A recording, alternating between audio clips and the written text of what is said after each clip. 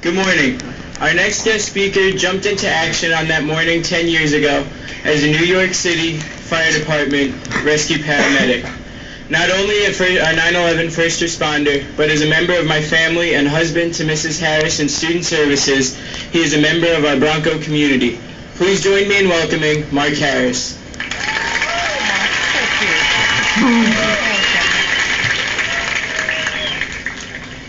Good morning and thank you. For all Americans, for all time, the phrase 9/11 will evoke a special meaning. A memory of a moment in our history when the world changed as we know it forever. On this 10th anniversary of 9/11, we honor the memory of the more than 3,000 people who died that day. It is fitting that we pay tribute to those lives cut short and as a symbol of the empty places left behind and those still living. With all the things that I have done, all the thoughts I have had, all the people I have met, and all the combined experiences of thousands of incredible sights and stories, the view of a burning hole 4 city blocks long and 7 stories deep is one I will never forget. The most profound thought I will cherish is the incredible superhuman effort of thousands of people from all walks of life, digging, lifting, prying, and crying. You needed to be there to fully understand the scope of damage and emotions. The pictures and photos only tell a portion of the story. You don't have to be a mind reader to know what everybody was thinking. Let us just find one person alive. One person. One look at the devastation and you knew it would take miracles. The struggle went on for weeks, but the fire's incredible smoke, impossible steel mountains, and sheer heat would deny us any success. We tried so very hard, too hard for words, but we all worked as a nation, one united team, a very proud team. Today, as we recall and celebrate what we learned about ourselves on September 11th, we recall and celebrate how we acted that day. We recall how ordinary human beings, living ordinary lives, reacted with extraordinary heroism without warning and in an instant. They were thrown face to face with the most fundamental questions of human existence. On September 11th, 2001, we saw ordinary people choose duty in the face of death. On that day, we saw a loyalty to saving lives overwhelm all sense of danger as New York City firefighters, paramedics, police officers, and others searched tirelessly for their own. I was one of those paramedics that were buried under rubble of all 3 buildings that day. I was there when the buildings fell and when the daylight turned to total darkness. I will never forget the black cloud that took over my city. I will never understand why I lived and others did not. Everyone says it was not my time. How could it have been time for over 3,000 people but not my own? Was it so I could try to save others, families' grief by rescuing their loved ones? I just don't know. On September 11, 2001, we saw ordinary people choose self-sacrifice for the good of strangers. The passengers on the plane over Pennsylvania that refused to allow the hijacks to succeed. And at the Pentagon. On September 11, 2001, we saw people choosing to spend their final moments expressing their loved ones to their families. At the Pentagon, the casualty toll would have been much higher without the heroic efforts of many soldiers and civilian employees that day. On 9/11, I was a paramedic for the New York City Fire Department. I was on West Street when the buildings came down, which is less than a football field away from where the towers were. The only reason I'm here today is because I chose to run to the left when they came down instead of to the right. 2 people that I was standing with unfortunately passed away because they went the other way. I was one of the faces digging frantically to find my fellow emergency workers and those who were buried. It can't help but change you. We were the ones that went into the buildings while everyone else tried to run out.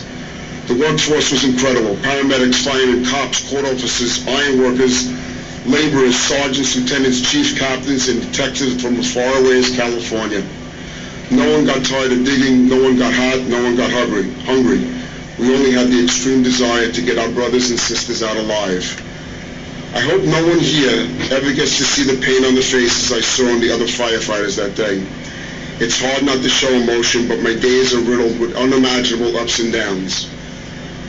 We must remember every innocent victim, every brave rescuer, and every brave hero who died and survived in honor. We must remember every family that still lives in grief.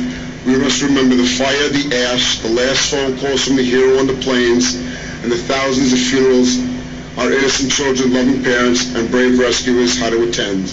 And let's not forget the search and rescue dogs. Okay. In the days after September 11th, we were left to console the inconsolable, and we tried to explain the unexplainable. In the months after September 11th, we tried to make sense out of the senseless. And even today, 10 years after that day, we strive to find hope in the memories of hopelessness that still haunt us. I've always thought that 9/11/2001 was the luckiest and bravest day in my life. It still may be the bravest, but as far as lucky, it's been replaced by December 23rd, 2010. That is the day I married the love of my life, Brandy. Thank you. Since 9/11, I've promised myself to try to enjoy life a little more. I hug my wife and 4 children a little tighter, a little longer, with more appreciation. Sabri, Tori, thank you, I love you. I feel I have grown up and I don't like the way it feels. 9/11 has changed who I am to the core of my existence. I've not written about the grisly details that happened that day and the work I performed for a reason. The daily flashbacks and nightmares that consume me are too intense to impose on anybody I care about. I know it's a part of who I am. Somehow I am a better person because of it, but I have my doubts. Anyone who is there knows what I mean.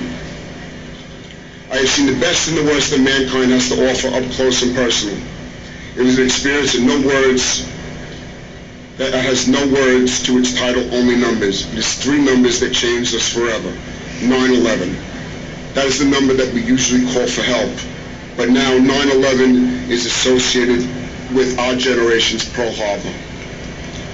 Memories are a powerful way that we keep loved ones alive in our hearts and often give strength to those who have suffered a tragedy, and they can be a lesson I've been thinking that the whole generations. time. Please let us keep 9/11 in our hearts and hope for peace for the families. Please, I ask from the bottom of my heart, never forget.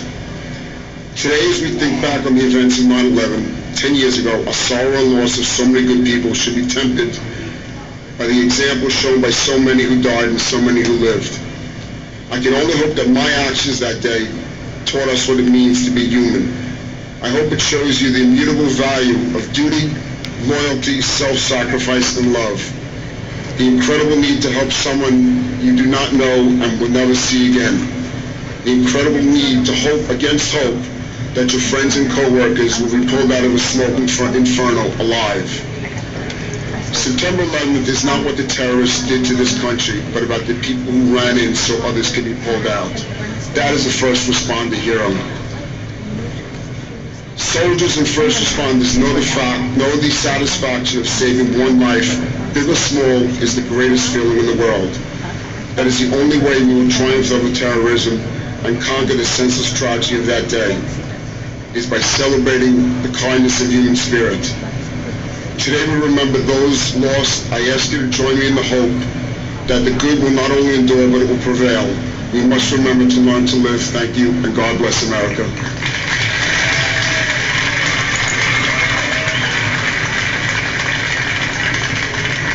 I just want the birdies.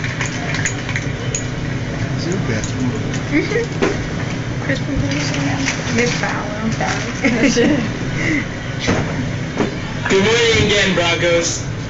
The Interact Club has worked together with Mr. Bolger's advanced woodshop class to put together this time capsule. In it, we've placed student and staff reflections of their memories of 9/11, as well as the memory patches that we've been selling all week, in hope that it'll be opened on September 11th, 2021, as a reminder to Broncos of the future that united we stand.